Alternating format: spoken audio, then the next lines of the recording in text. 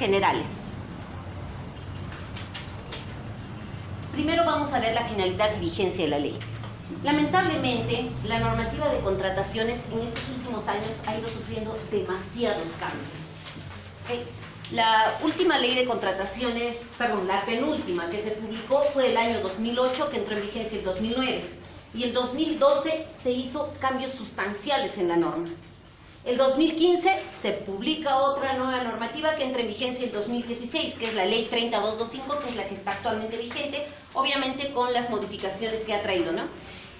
Mediante decreto legislativo 1341, que se publicó el 7 de enero del 2017, entran nuevas modificaciones a la ley y su reglamento fue modificado mediante el decreto supremo 056-2017F del 19 de marzo del 2017, que entraron en vigencia el 3 de abril del 2017. Fíjense que a un año y meses, a un año 3 meses prácticamente de publicación de la normativa, otra vez hay cambios. Y ahora con el decreto legislativo de 1444 que les hablaba, que todavía no está en vigencia, por eso lo he puesto en rojo, van a haber otras modificaciones. Señores, es importante que nosotros estemos, si pretendemos trabajar en el área de logística, es importante que nosotros conozcamos la normativa de contrataciones. Y siempre les digo, lean, es lo mejor, lean. Por ahí alguien dijo que leer les da Alzheimer. Mentira, les juro que no les va a dar Alzheimer. Por favor, lean. Tienen que estar a tono con la normativa, con todos los cambios que suceden en la normativa. ¿Cuál es la finalidad de la Ley de Contrataciones del Estado? Primero, el cumplimiento de los fines públicos. ¿A qué se refiere con el cumplimiento de los fines públicos? El cumplimiento de los fines públicos es que las cosas que se contraten en el Estado, bienes, servicios, obras, sean justamente para el cumplimiento de los fines públicos. No es para el capricho de los funcionarios. ¿Sabes qué? Necesito una camioneta más bonita porque esa no me gusta. No. Si esa camioneta funciona, pues entonces debemos utilizarla. Lo que contrata el Estado es para el cumplimiento de los fines públicos. El segundo punto es maximizar el valor de los recursos públicos. No implica comprar lo más barato, sino comprar aquello que nos sirve en el tiempo. Por ejemplo, a ver, si ustedes tienen que comprar una impresora para caja de la entidad que emite un promedio de 200 a 300 recibos diarios, ¿qué tipo de impresora comprarían? ¿Una láser, una inyección a tinta o una matricial? A ver, una matricial me va a costar, digamos, alrededor de unos 1000 soles. Los insumos me van a resultar relativamente baratos. Una térmica, definitivamente no, porque si son recibos de caja, ustedes saben que el papel térmico se borra más o menos al año, ¿no es cierto? Definitivamente la térmica no nos serviría. Una inyección a tinta me va a costar 400 soles. ¿Por qué no una inyección a tinta? Y una láser nos va a costar como 2000 soles. Entonces, a ver, analicemos qué nos serviría. Definitivamente la térmica está descartada, ¿no es cierto? Ahora, analicemos el otro caso, la inyección a tinta. Si yo estoy hablando de imprimir un promedio de 200 a 300 recibos diarios, ¿cuánto creen que nos va a durar esa impresora? ¿6 meses? ¿8 meses? ¿Y luego qué? ¿Voy a tener que comprar otra impresora? ¿Me va a servir en el tiempo? No. Ahora, una matricial, sí, sería interesante, pero al imprimir 200 a 300 recibos, esa matricial me va a demorar la impresión y la gente va a estar en cola. Si de repente voy a imprimir pocos recibos, qué sé yo, 50, 60, una matricial sería excelente. ¿Okay? Entonces, para el ejemplo que yo les he puesto, ¿cuál sería la mejor compra? Una láser. Oye, pero el tóner nos cuesta como 300 soles. Sí, el tóner cuesta 300 soles, pero ¿cuántas hojas me va a durar? Entonces, nosotros tenemos que evaluar, no solamente es comprar lo más barato, sino comprar aquello que nos sirva en el tiempo. Contrataciones oportunas y en mejores condiciones de precio y calidad. Aquí tenemos un gran problema en la mayoría de entidades del Estado. Si bien es cierto, las áreas usuarias hacen su requerimiento en forma oportuna, pero ¿qué pasa? Los procesos se caen, se quedan desiertos, hay problemas, observaciones, elevación de observaciones, nulidades, etc. ¿Por qué? Porque el requerimiento estuvo mal hecho. Bueno, como les decía, yo soy ingeniera de sistemas y a los ingenieros, a los informáticos muchas veces nos acusan, dicen, ese programa no sirve, ¿no? Ese sistema no sirve. Y hay una frase muy clásica entre los ingenieros de sistemas. Decimos, input garbage, output garbage. ¿Qué implica esto? Entra basura, sale basura. Por muy bueno que sea un programa, si yo le meto datos erróneos, ¿qué resultado voy a tener? Resultado erróneo. Lo mismo sucede con las contrataciones. Si yo pongo un requerimiento mal hecho, lo más probable que va a pasar, que tenga problemas en el proceso, y si no es en el proceso, en la ejecución contractual. Y yo les voy a contar mi primer error en contrataciones, hace más de 10 años, cuando yo empecé el año 2007 en el tema de contrataciones. ¿Qué pasó? Vino un requerimiento y decía 500 quintales de leña. ¿Alguien podría decirme cuál es el error? ¿Cuál es el error en ese requerimiento? Bueno, ahora no recuerdo exactamente la cantidad, pero vamos a hacer de cuenta que ese era el requerimiento. ¿Cuál es el error? ¿La unidad de medida? No, porque la entidad puede comprar en la unidad de medida que vea por conveniente. Yo podría comprar la leña en gramos, en quintales, en libras, en toneladas, en kilos, como vea por conveniente. ¿La descripción? ¿La descripción es suficiente? No. ¿Qué me pasó? Ese fue mi primer proceso. Vino el requerimiento, a mí me lanzaron a la piscina sin agua, yo no sabía ni siquiera la diferencia entre una orden de compra y una orden de servicio. Entré, dije qué fácil, preparé mis bases, bajé bases de otras entidades, vi un modelo, porque antes no había bases estandarizadas, en cambio ahora tenemos la facilidad que tenemos las bases estandarizadas. Qué bonito, hice mis bases, perfecto, lancé mi proceso, no tuve problemas en el proceso, todo muy lindo, y cuando fue la ejecución contractual, cuando el proveedor fue a llevar la leña, el proveedor me llama y me dice, el ingeniero residente no me quiere aceptar la leña. Uy, ¿qué pasó? Como era mi primer proceso, yo de miedo, cogí un taxi, me fui volando a la obra. ¿Qué pasa? Yo no voy a aceptar esta leña, me dijo el ingeniero, porque esta leña está húmeda, y la leña húmeda pesa más que la leña seca, y yo necesito la leña para ahora. Entonces, yo estaba bastante atemorizada porque era mi primer proceso con problemas, entonces dije, ¿sabes qué? No quiero problemas. ¿Sabe el proveedor cuál es la diferencia con la leña? Era algo de 350 soles. Saqué de mi bolsillo y le pagué al proveedor. ¿Estuvo bien lo que hice yo? ¿Debí obligar al proveedor a cambiar la leña o debí obligar al residente a aceptar la leña? Al residente a aceptar la leña, porque en ningún momento me dijo que quería leña seca. Especificaciones, ese es nuestro gran problema. Por eso es que las contrataciones no son oportunas. ¿Por qué? Porque los requerimientos son mal hechos. Yo debía haber obligado al residente, aceptas la leña, porque tú en ningún momento me dijiste que querías una leña seca. Hace unos días en mi entidad, viene un proveedor, compramos lastre y me dice, necesito el ensayo de lastre. Veo el requerimiento, ¿dónde dice en tu requerimiento de ensayo de lastre? Tú no puedes exigir al proveedor cosas que no has puesto en tu requerimiento. ¿Okay? Y a veces los proveedores no conocen la normativa y se dejan manipular o engañar por las entidades. O que no te voy a pagar, o que no te voy a aceptar. No, señores, si no estaba en las bases, si no estaba en el requerimiento, no tienen la obligación de entregar. Por eso es que de ahí es que es muy importante que se haga un buen requerimiento. ¿Para qué? Un buen requerimiento, no voy a tener problemas en el proceso de selección, y los problemas que pueda tener en la ejecución contractual van a ser mínimos. Sí pueden haber, porque de repente el proveedor se retrasa, por ahí te puede ir un arbitraje, ampliación de plazo, etc. Pero van a ser mínimos. No voy a decir que no va a haber problemas, pero un buen requerimiento me va a asegurar una cantidad mínima de problemas en el proceso y en la ejecución contractual. Allá por el año 2011, si no me equivoco, 2010, por ejemplo, y sí se lo voy a decir con nombre y apellido porque ustedes lo pueden buscar en el SEACE, muchas de las cosas que yo les voy a decir en qué entidad del Cusco ha pasado, porque ustedes pueden revisar esa información en el SEACE. No recuerdo, más o menos fue en aquellos años que, ¿saben cuándo se adjudicó el vaso de leche en la Municipalidad de Santiago?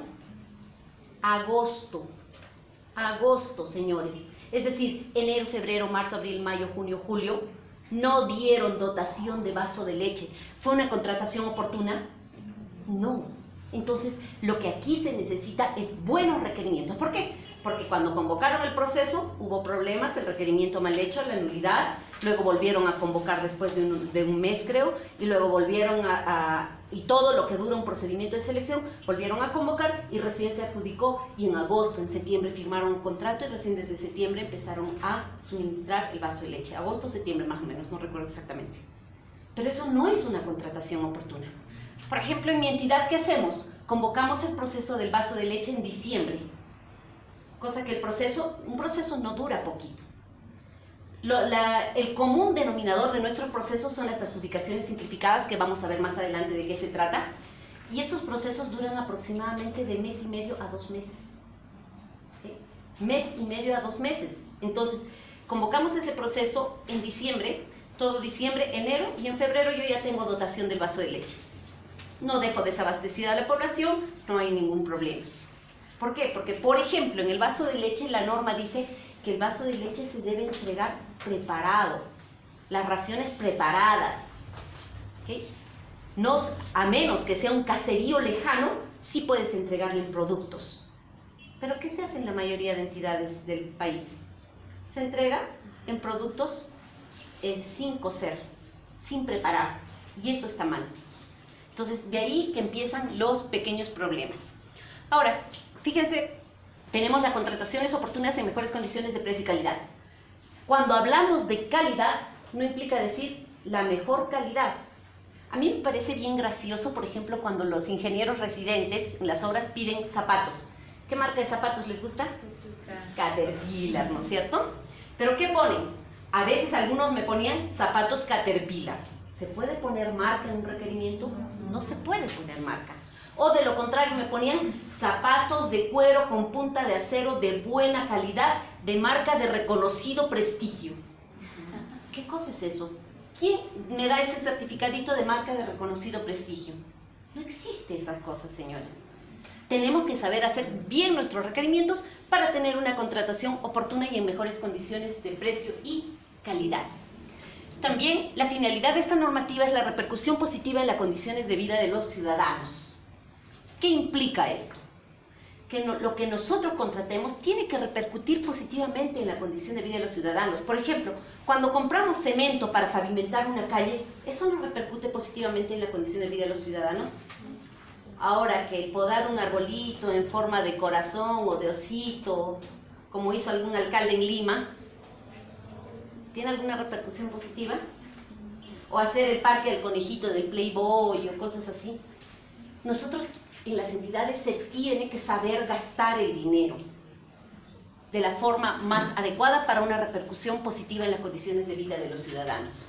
Y finalmente, si bien es cierto, de alguna manera esto siempre ha estado en la normativa de contrataciones, el quinto punto es lo nuevo que trae la ley 30225, que es promover la actuación bajo el enfoque de gestión por resultados, compras en función de su contribución a metas institucionales.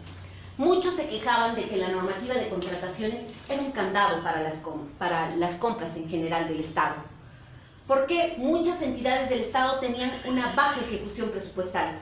A muchos les redujeron el presupuesto, y eso es sabido por todos, ¿no es cierto? ¿Por qué? Porque no podían gastar. Si bien es cierto, la anterior normativa tenía muchas formalidades. Si, por ejemplo, yo no ponía una firma, me olvidaba de firmar en el anexo número 1 de mi propuesta, fuera esa propuesta.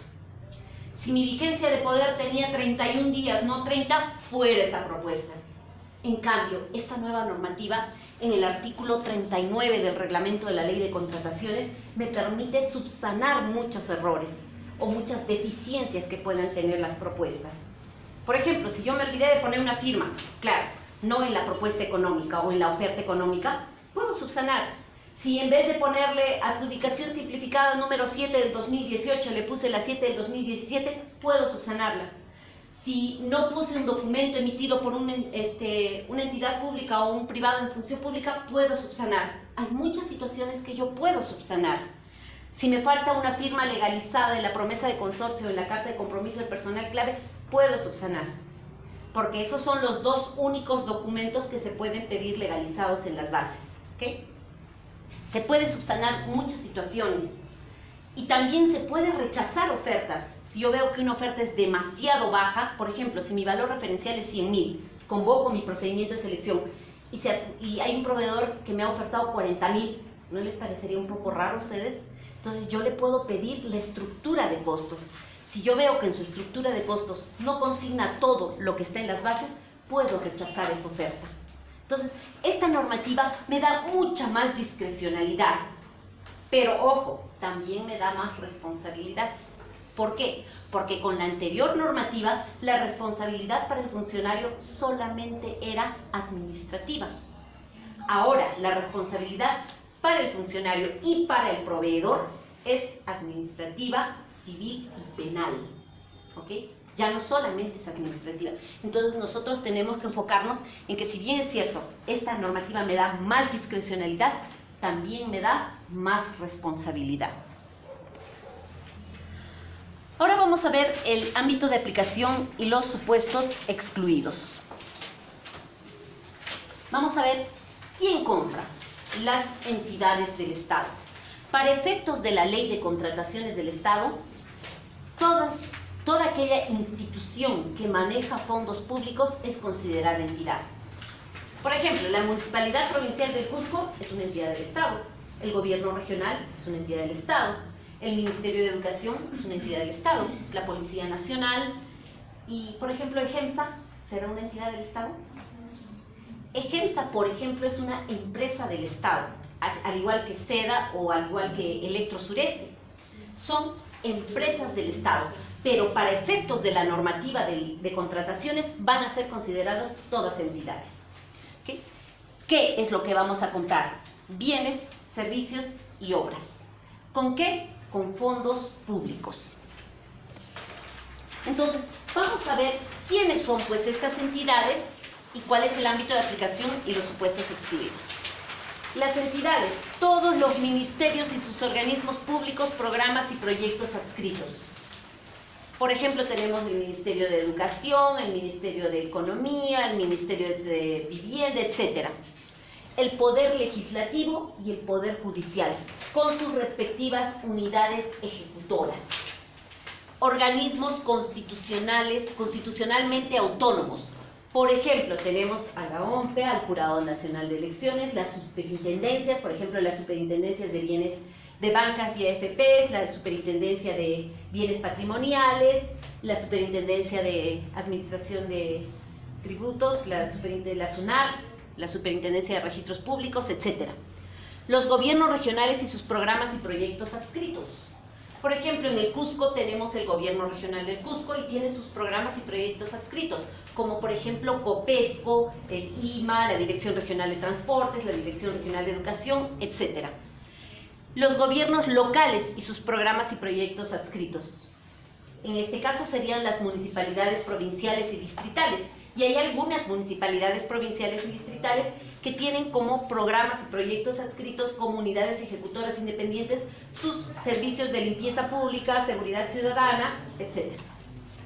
Las universidades públicas, ¿okay? Por ejemplo, la UNI, la UNSAC, la UNSA, etc. Las sociedades de beneficencia pública y las juntas de participación social. Si bien es cierto, actualmente están consideradas como entidades, cuando entre en vigencia el decreto legislativo 1444, las sociedades de beneficencia ya no van a estar bajo la ley de contrataciones del Estado. Las empresas del Estado, ya sea en el ámbito nacional, regional o local, por ejemplo, tenemos las empresas del Estado en el ámbito nacional, por ejemplo, tenemos Serpos, ¿no es cierto? Que es una empresa del Estado que está en el ámbito nacional. En el ámbito regional tenemos a EGEMSA, SEDA, Electro, y en el ámbito local, la verdad es que todavía no he visto una empresa en el ámbito local, en el Cusco, pero obviamente en otras ciudades sí hay. Las Fuerzas Armadas, la Policía Nacional y sus órganos desconcentrados. Las Fuerzas Armadas, por ejemplo, dentro de las Fuerzas Armadas está la Marina, la FARC, el Ejército. Dentro del Ejército, señores, hay N unidades ejecutoras. Por ejemplo, tenemos el Centro de Altos Estudios Militares, el CAEM, el COEDE, el ESGE, que es la Escuela Superior de Guerra, la ETE, la Escuela Técnica del Ejército, el Cuartel General, y cada brigada es cada cuartel que está en cada ciudad. Entonces, no solamente en cada departamento, sino en cada ciudad. Por ejemplo, en el Cusco tenemos un cuartel, en Quillabamba tenemos otro, etc. Cada uno de ellos son una unidad ejecutora del ejército. Y los fondos constituidos total o parcialmente con fondos públicos, sean de derecho público o privado. Cualquier fondo que esté constituido por fondos públicos, es decir, que el Estado ponga un fondo público, ya sea que esté bajo el decreto legislativo 276 o bajo el decreto legislativo 728, que es el ámbito privado y el ámbito público, igual, señores, en este caso se rigen a la normativa de contrataciones y están consideradas como entidades. Y para que ninguna de las entidades se nos escape por ahí, tenemos que la norma nos dice otras organizaciones que para proveerse de bienes, servicios u obras asumen el pago con fondos públicos. ¿Qué quiere decir? Que para que de repente por ahí se cree otra entidad y me diga, no, yo no soy entidad del Estado porque no estoy aquí. No, tú utilizas fondos públicos, por lo tanto, también eres considerada entidad del Estado. Y aquí también nos dice cualquier otra organización creada conforme al ordenamiento jurídico nacional, así como los órganos desconcentrados de las entidades pueden realizar contrataciones siempre que estos cuenten con capacidad para gestionar sus contrataciones conforme a sus normas autoritativas. Principalmente esto se refiere a las unidades ejecutoras que puede tener cada entidad.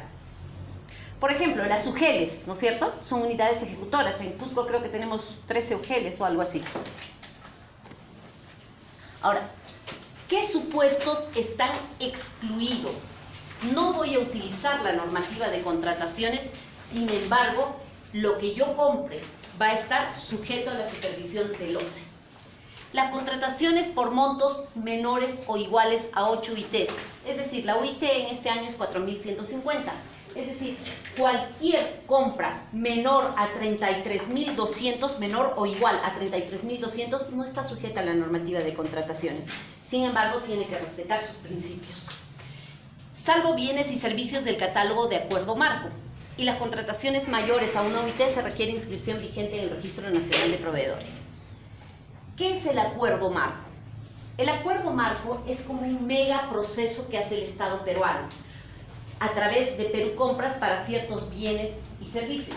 Por ejemplo, a ver, yo voy a convocar, yo soy Perú Compras, soy el Estado y a través de Perú Compras voy a hacer como un macro proceso para elegir a los proveedores que van a atender al Estado. Hay ciertos rubros, tenemos por ejemplo bienes de ayuda humanitaria de acuerdo al catálogo de INDECI y otros bienes, computadoras, escáneres, impresoras, equipos multimedia, consumibles como son los toners, cintas, tintas, tenemos útiles de aseo, de limpieza, tenemos papelería, útiles de escritorio, pilas, baterías, etcétera. Tenemos varios rubros y el único servicio que hay es el agenciamiento de pasajes aéreos. Entonces, Perú Compras convoca un macro proceso. ¿Y qué va a pasar? Todos ustedes podrían presentarse como proveedores. Vamos a hacer de cuenta que vamos a hacer un macro proceso para lo que son útiles de escritorio, un acuerdo marco. ¿Todos ustedes podrían presentarse como proveedores? Claro que sí, cualquiera puede presentarse, obviamente que cumpla las condiciones. ¿Todos podrían ganar? Sí, en acuerdo marco sí. Cuando Perú Compras convoca un proceso, todos pueden ganar. ¿Ok? ¿Y a qué se refiere esto? Que solamente ustedes que han ganado ese proceso pueden atender al Estado, por ejemplo, para útiles de escritorio. Yo, Municipalidad de Huancha, quiero comprar útiles de escritorio, no puedo salir y cotizar afuera cualquiera. Tengo que subir mi cotización mediante el catálogo de acuerdo marco en Perú Compras y solamente voy a poder cotizarles a ustedes que han ganado el proceso. Entonces, Perú Compras, a través de sus catálogos de acuerdo marco, es un gran nicho de mercado que los proveedores tienen para poder ofertar determinados bienes. Como les dije, hay ciertos bienes, no están todos los bienes. Entonces, señores, este es el acuerdo marco. En acuerdo marco, ¿yo puedo comprar 5 veces al mes papel bond? Sí. ¿Por 1.000 soles, 1.000 soles, 1.000 soles, 1.000 soles? Sí. ¿Es fraccionamiento? No. Y eso lo establece, excepto en el tema de computadoras, impresoras y equipos multimedia. ¿Okay? Sin embargo, aquí, señores, en el acuerdo marco, lo demás puedo comprarlo sin problema de fraccionamiento. Ahora, cada vez que se vaya a contratar con un proveedor, bienes, servicios u obras, por más de una OIT, es decir, este año 4.150, ese proveedor debe contar con su registro nacional de proveedores. Ahora, si yo quiero ser proveedor de bienes y servicios, porque hay 4 rubros: bienes, servicios, consultoría de obra y ejecución de obra. Para bienes y servicios, si no me equivoco, el monto es 162 soles. Ustedes pagan ese monto en el banco, a los 2 días o al día siguiente, dependiendo de dónde paguen, se va a activar, ingresan sus datos y al día siguiente ya tienen su registro nacional de proveedores. Así de simple. Y ese registro les dura para toda la vida, a menos que si es una persona jurídica se dé de baja o la persona natural de repente fallezca. Ahora, los servicios públicos, cuando solo se pueda contratar con un proveedor. ¿Cuáles son los servicios públicos? Agua, luz, agua y desagüe, energía eléctrica, telefonía fija, telefonía móvil, internet, limpieza pública, seguridad ciudadana, parques y jardines. Esos son servicios públicos. Pero ojo, bien claro, la norma nos dice cuando solamente se pueda contratar con un proveedor. A ver, en el caso, por ejemplo, de energía eléctrica, ¿la UNSAC podría pagar su servicio de energía eléctrica a Edelnor? ¿Por qué? Porque no es la jurisdicción de Edelnor, ¿no es cierto? ¿Cuál es la jurisdicción de la UNSAC, por ejemplo, aquí? Electrosureste, correcto. A ver, si yo quiero convocar, quiero tener el servicio de internet, ¿puedo contratarlo directamente? ¿Hay un solo proveedor de internet a nivel nacional? No, tengo N proveedores. Si bien es cierto, es un servicio público, pero hay N proveedores, por lo tanto, no puedo contratarlo directamente. ¿Qué tengo que hacer? Tengo que convocar un procedimiento de selección.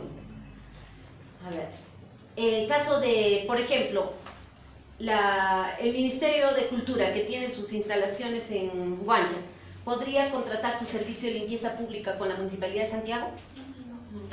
Porque no es la jurisdicción de Santiago, la jurisdicción es de la Municipalidad de Huancha. Y aquí me preocupa mucho, señores. Yo trabajo en la Municipalidad de Huancha.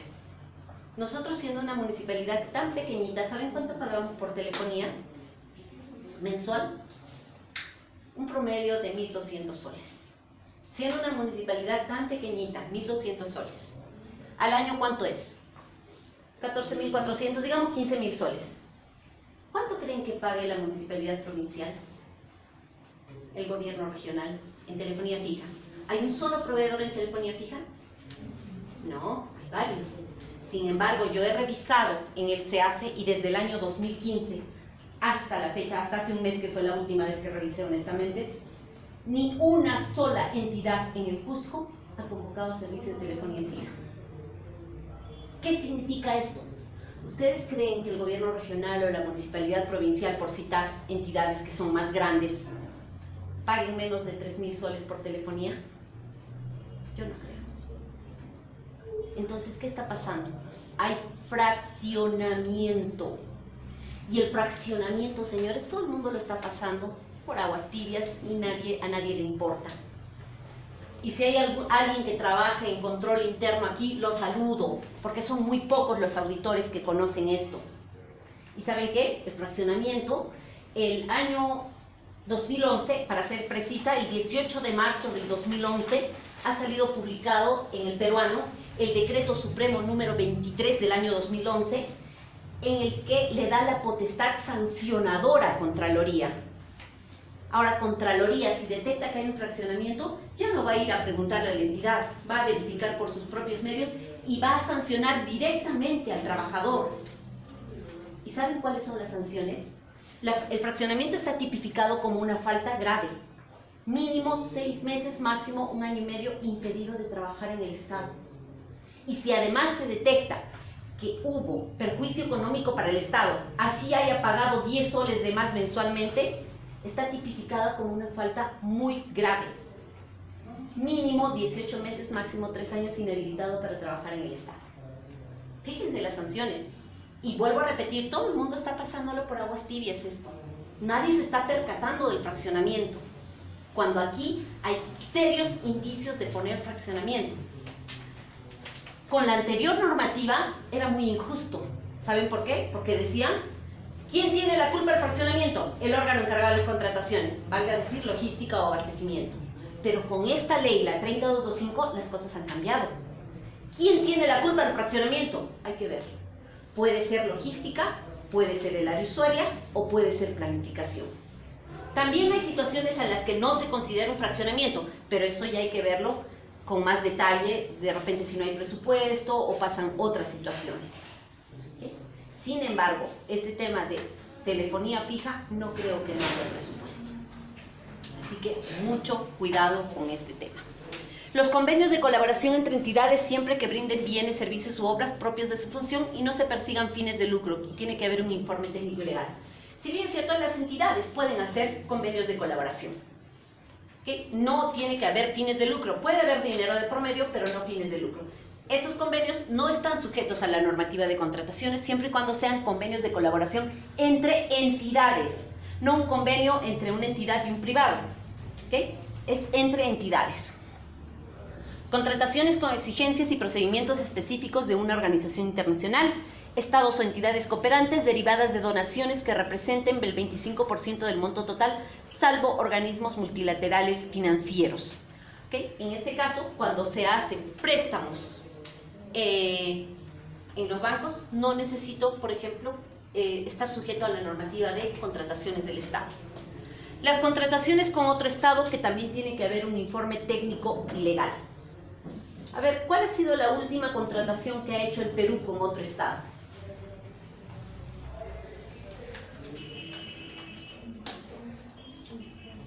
Los patrulleros, los famosos patrulleros. Ha sido una contratación con otro Estado. Eso no ha pasado por un procedimiento de selección como debió ser. Y está bajo el tema de secreto militar o razones de orden interno. Y nadie sabe cómo. Y la verdad, creo yo, sin temor a equivocarme, que no fue una muy buena compra. Las contrataciones con proveedores no domiciliados en el país, cuando sea imposible realizar la contratación a través de métodos de ley, tiene que haber un informe técnico y legal. A ver, por ejemplo, ¿recuerdan cuando se lanzó la marca Perú? Y fueron como 100 personas a la ciudad de Loreto, en Italia, y llevaron, como era la cultura en Loreto, en el Perú, a mostrarla en Italia. ¿Ustedes creen que algún hotel iba a hospedar por menos de 8 ITs por noche, ni siquiera para decir por el tiempo que estuvieran, a las 100 personas? Difícil, ¿no es cierto? Entonces, ¿qué es lo que pasa aquí, señores? En este caso, cuando no se puede, cuando sea imposible realizar la contratación a través de los métodos de ley, se puede hacer un informe técnico y legal. ¿O ustedes creen que algún hotel de Italia iba a sacar su RNP para poder participar en un procedimiento de selección aquí? Bien difícil, ¿no es cierto? Y la contratación de seguros patrimoniales con proveedores no domiciliados. También tiene que haber un informe técnico y legal.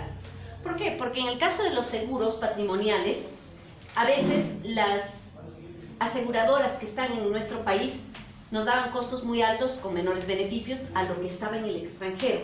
Si yo demostraba que en el extranjero me daban, digamos, al mismo costo, pero mayores beneficios, podía contratar.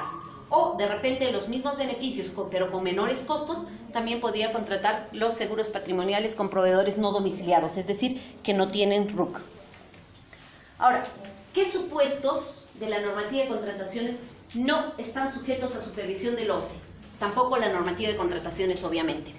Los contratos bancarios y financieros, no de seguros y arrendamientos. ¿Okay? ¿Qué implica? Por ejemplo, un contrato financiero es un seguro patrimonial o un seguro vehicular, etc. Este tipo de contratos tiene que seguir la normativa de contrataciones, pero los contratos bancarios y financieros como el leasing o los préstamos no está sujeto a la supervisión del OCE. Las contrataciones que realizan los órganos del Servicio Exterior de la República, es decir, aquellas contrataciones que hagan nuestras embajadas, nuestros consulados, etc. Porque, oye, necesito un sillón, se rompió el sillón del embajador. No van a hacer unas cotizaciones en el Perú para enviar un sillón hasta allá, ¿no es cierto? Entonces, ese tipo de contrataciones no está sujeto a la supervisión del OCE. Las contrataciones del Ministerio de Relaciones Exteriores solamente para el caso de transmisión de mando y cumbres internacionales declaradas de interés nacional. Por ejemplo, cuando Pedro Pablo Kuczynski iba a asumir la presidencia del Perú, le iba a asumir recién el 28. Obviamente ya tenía que estar todo preparado para el 28. ¿Ustedes creen que Ollanta Humala iba a dejarle todo preparadito con el buffet y todo lo que tenía que haber? No. Entonces, solamente para el tema de transmisión de mando y cumbres internacionales declaradas de interés nacional, yo puedo contratar directamente, así sea por más de 8 ITs, sin ningún problema. La contratación de notarios públicos, pero solo para el tema de contrataciones del Estado. Si yo voy a contratar, por ejemplo, yo soy la SUNAT, he incautado un montón de pirotécnicos y voy a destruirlos, pero necesito un notario para que dé fe de esa destrucción, ¿no es cierto? Entonces, voy a contratar un notario. Vamos a hacer de cuenta que ese notario me va a cobrar 50.000 soles, entonces ya pasó las 8 ITs, ya pasó los 33.200, por lo tanto tengo que convocar un procedimiento de selección.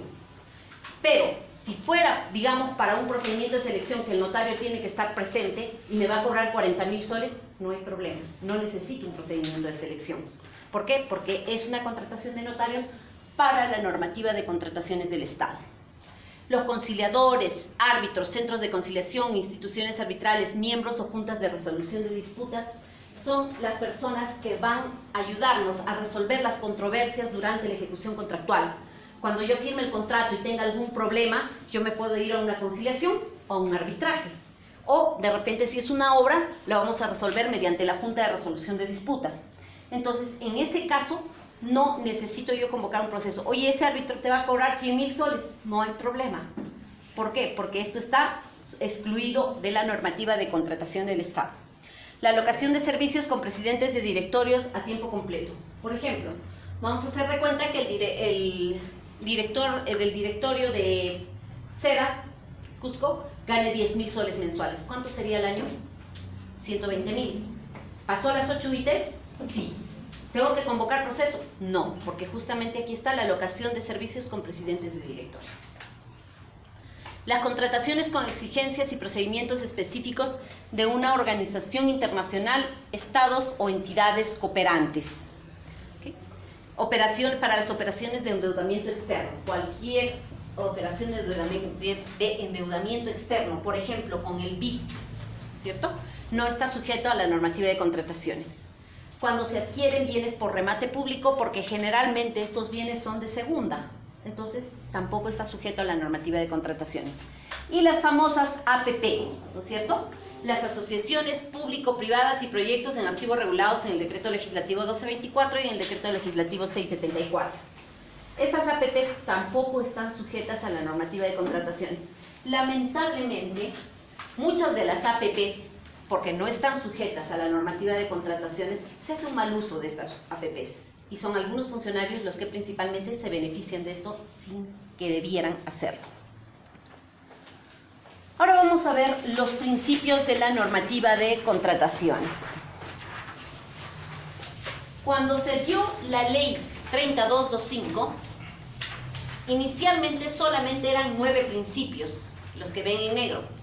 Pero gracias a nuestros amiguitos de OAS y Odebrecht, entre otros, nos pusieron este principio más, el principio de integridad.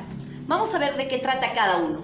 La libertad de concurrencia, es decir, yo no puedo exigir formalidades costosas e innecesarias, legalizaciones, certificados, ensayos, pruebas, etc. No se lo puedo exigir a todos los postores que se van a presentar al proceso, pero sí se lo puedo exigir ¿a quién? Al ganador, ¿no es cierto? Al que me va a entregar los bienes o servicios. Entonces, la libertad de concurrencia nos indica de que no podemos pedir formalidades costosas e innecesarias que limiten la participación de los proveedores. Igualdad de trato. La igualdad de trato nos indica que todos los participantes en un proceso de selección tienen el derecho a poder presentar sus propuestas, sus ofertas en las mismas condiciones. No se debe tratar de manera diferente situaciones que son similares, o no se debe tratar de manera similar situaciones que son diferentes. El tema de la transparencia. implica que los procesos deben ser comprendidos en todo el sentido por los postores. Por ejemplo, hay varias veces que copiar y pegar, yo les pregunto antes de, ¿copiar y pegar está bien? ¿Es delito? No, si quieren pregúntenle a Acuña, no es delito copiar y pegar. Ha sido absuelto, ¿no es cierto? Pero lo que nosotros tenemos que hacer es copiar, pegar, leer y adaptar a nuestra situación. ¿Qué es lo que hace mucha gente? Copia y pega, copia y pega. No, señores. Es más, yo les voy a dar un consejo. Si ustedes pretenden laborar en logística o de repente ser áreas usuarias en las entidades, ¿saben qué? Yo les aseguro que el 99.99% de lo que ustedes van a contratar ya ha sido convocado por otra entidad o algo muy similar. No tienen que inventar la pólvora ya está hecha, tenemos que aprender a utilizarla. Vean, analicen. Por ejemplo, hace unos años a mí me tocó convocar un proceso de gas licuado de petróleo con cesión de uso de tanques vía comodato. ¿Y qué es eso? Yo nunca lo había hecho. Pero ¿saben qué? Agarré y me bajé 16 bases, todas las que encontré de ese año, entre las que estaban de la Marina de Guerra del Perú, de la FAP, de la Municipalidad de Miraflores, de Lima Metropolitana, etc. Y a veces pensamos que las entidades grandes son las que hacen bien los procesos. Mentira. Mentira, señores, porque en todas encontré errores. De repente en mis bases también hay errores. Sin embargo, les aseguro que hay muchos menos errores de los que había en las otras bases.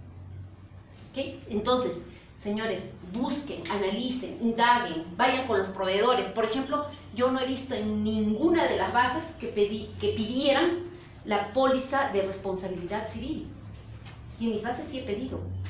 Y he exigido una póliza de responsabilidad civil por $1 millón. Y me la han dado, porque eso había sido por ley. Miren, y que nadie sabía, entre comillas. ¿Quiénes sí saben esto? Los proveedores. Pero no les conviene que se lo pongan. ¿Por qué? Porque ellos van a tener que contratar una póliza y eso les va a costar más. Entonces, señores, indaguen, pregunten. ¿Quién es el que más sabe? El proveedor. Pero mucho cuidado también con esto, porque hay algunos malos proveedores que ¿qué es lo que hacen? Direccionar las características para comprar su determinado producto. Y eso nos va a traer problemas. No podemos direccionar. ¿Okay? Entonces tenemos que hacer nuestro proceso abierto, con transparencia y que sea entendido por todos. Por eso les decía, por ejemplo, vi un proceso en el que decía, se requiere un ingeniero civil con 30, en letras, y entre paréntesis, 13 años de experiencia. ¿Qué vale? ¿Lo que está en letras o lo que está en números? Ninguno. Obviamente, si se hubieran dado cuenta, hacen la consulta o observación. Pero si nadie se dio cuenta y ya estamos calificando las propuestas, ¿qué es lo que vale? Por el principio de informalidad de la ley 27444, indica que cuando hay algún tipo de incongruencia, se le dé el beneficio ¿a quién? Al administrado. En este caso, ¿quién es el administrado? El proveedor. Por lo tanto, ¿qué creen que querrá presentar el proveedor? ¿30 años o 13 años de experiencia? 13. Entonces, por eso les digo, ¿copiar y pegar está bien? Sí, pero copien, peguen, leen y adapten a vuestra realidad, porque cada realidad es diferente. El tema de la publicidad, o el principio. El principio de la publicidad, señores, ahora es muy abierto. ¿Por qué? Porque prácticamente todos los procedimientos de selección que nosotros convoquemos van a ser publicitados mediante el se hace. La competencia, nosotros tenemos que garantizar las situaciones o las circunstancias para que haya una efectiva competencia. No dar prioridades o beneficios para que alguien gane. Tenemos que dar una real y efectiva competencia. La competencia es muy buena, señores, muy buena. ¿Saben qué? No, por ejemplo, en el tema del gas, me dejaron a mí pagando 10 soles 20. Yo abrí el proceso. Lo abrí tanto que ¿saben cuánto conseguí para el año siguiente? 804. Fíjense, 804 de 1020. ¿Por qué? Porque si yo pongo candados o pongo situaciones, ¿qué voy a hacer con eso? Uno, que me puedan denunciar por direccionamiento, y dos, elevar el costo. Si yo abro el proceso, voy a conseguir mejores precios y mejores beneficios tal vez. La eficiencia y la eficacia implica que nosotros vamos a hacer las cosas rápido y de la mejor forma, sin tener que exigir requisitos que no sean trascendentales. Aquí yo no me voy a centrar en la informalidad. ¿Por qué? Porque para eso tengo el artículo 39 que me va a permitir subsanar cualquier oferta, ¿no es cierto?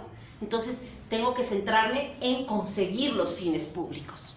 La vigencia tecnológica no implica comprar lo último que esté en el mercado. La vigencia tecnológica implica comprar aquello que me sirva y aquello que yo pueda de repente repotenciar. ¿Para qué? Para poder seguir utilizándolo en el tiempo. Les voy a poner un ejemplo así chiquito. El de logística quiere comprarse una computadora. ¿Qué computadora se va a comprar? Como es el que compra y es el de logística, una Core i9 todavía, ¿no es cierto? O sea, lo último del mercado, con un Windows 10, Internet Explorer 12. Y cuando llega, como es el señor que maneja los contratos del CAC, el CAC2 no corre en esa plataforma. Voy a tener que hacer un downgrade ni siquiera al Windows 8, sino al Windows 7. Voy a tener que hacer un downgrade del Internet Explorer 12 hasta el Internet Explorer 9, por lo menos, para que corra ese programa. Entonces, como les digo, no implica comprar lo último que esté en el mercado, sino implica comprar aquello que nos sirva realmente. La sostenibilidad ambiental y social, esta nueva normativa, da puntajes y favorece en el tema ambiental y social. Por ejemplo, aquellas empresas que tengan certificados contra la contaminación ambiental, contra el tema del agua, y en el tema social, por ejemplo, la no violencia a la mujer, las empresas que tengan ISO antisoborno, como ahora está muy de moda en nuestro país la corrupción. Entonces, ahora la norma dice, para procesos grandes, como licitaciones públicas o concursos públicos, solamente para procesos grandes, no es para todos los procesos, tú puedes darle hasta 2 puntos de más a aquella empresa que tenga un ISO antisoborno. Y la equidad implica que tiene que haber un equilibrio económico-financiero entre lo que el proveedor entrega y lo que la entidad le paga. ¿Okay? Finalmente tenemos el principio de integridad, que implica que no se deben cometer actos de corrupción. Y si hay algún acto de corrupción, sea yo quien sea área usuaria, órgano encargado de las contrataciones, cualquier otra área de la entidad que intervenga en el procedimiento de contratación o el comité de selección, tengo que informar de estas irregularidades. ¿Okay? Porque si no, voy a ser cómplice. Ahora vamos a ver cuáles son los impedimentos para contratar con el Estado. Cualquiera sea el régimen legal de la contratación aplicable, están impedidos de ser participantes, postores, contratistas y o subcontratistas, incluyendo las contrataciones menores o iguales a 8 ítems, quienes en el ámbito total, es decir, no le pueden vender a ninguna entidad en el Estado. ¿Quién? El presidente y los vicepresidentes de la República, los congresistas de la República, los vocales de la Corte Suprema de Justicia y los titulares y miembros del órgano colegiado de los organismos constitucionales autónomos. ¿Okay? Estas personas, señores, no le pueden vender a nadie, a ninguna entidad a nivel nacional. En el ámbito del sector, durante el ejercicio del cargo y hasta 12 meses después de haber dejado el cargo, los ministros y viceministros. ¿Qué implica esto? Que, por ejemplo, el ministro de Educación podría venderle al Ministerio de Economía. Sí, porque solamente la limitación es en el ámbito de su sector. En el ámbito regional, durante el ejercicio del cargo y hasta 12 meses después de haber dejado el cargo, los gobernadores, vicegobernadores y consejeros de los gobiernos regionales. ¿Ustedes saben quién es el actual gobernador regional del Cusco? Edwin Nicola, todo el mundo lo sabe. ¿Saben quiénes son todos sus consejeros regionales? ¿Sabemos? La verdad, ni yo sé, por ahí que conozco a 2 o 3. ¿No es cierto? No sabemos. Si no sabemos quiénes son nuestros consejeros regionales, ¿podremos saber quiénes son sus parientes hasta el 2º grado de consanguinidad y afinidad? Menos, ¿no es cierto? Pero señores, estos señores no le pueden vender a ninguna entidad en la región donde están. Por ejemplo, nuestros gobernadores regionales en la región del Cusco. ¿Pueden venderle a Bancay? Sí, no, sin ningún problema. A Curahuasi no hay problema. Pero en el Cusco no pueden venderle a nadie. ¿Pero qué tiene que ver la UNSAC con el gobierno regional? Nada. Pero como está dentro del ámbito territorial regional, no pueden vender. ¿Sí? Ojo, esto es ahorita, con esa normativa. Cuando entre en vigencia, yo supongo que debe ser en enero, a más tardar en febrero del próximo año, el decreto legislativo 1444, van a cambiar las cosas. El gobernador regional y los alcaldes no van a poder vender a nadie a nivel nacional. A nadie.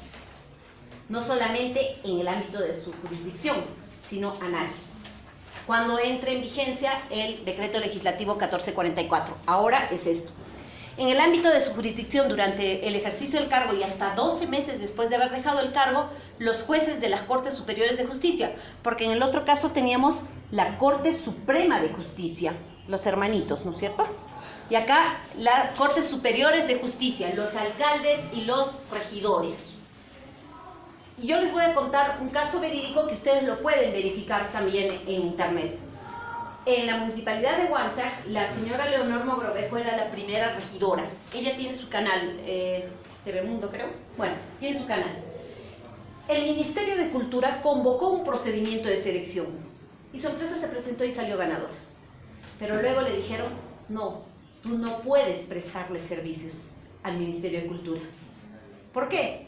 Porque si bien es cierto, el Ministerio de Cultura en ese entonces tenía su sede en la calle San Bernardo, también tenía una sede en el distrito de Huanchac.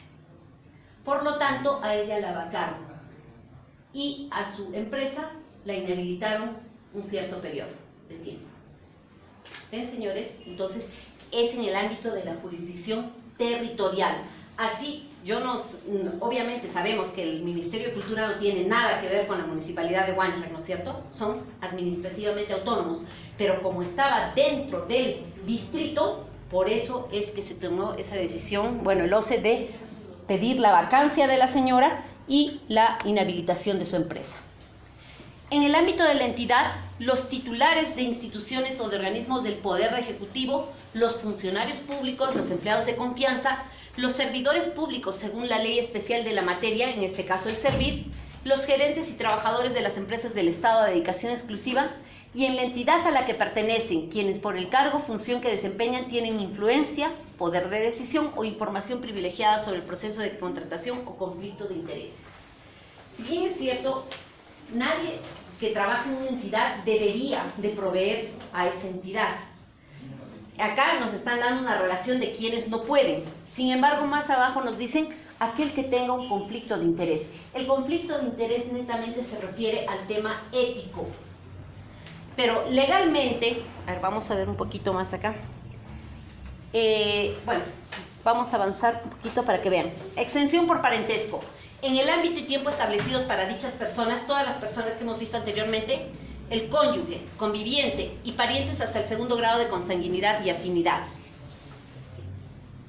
¿El cuñado del alcalde podría vender en esa municipalidad?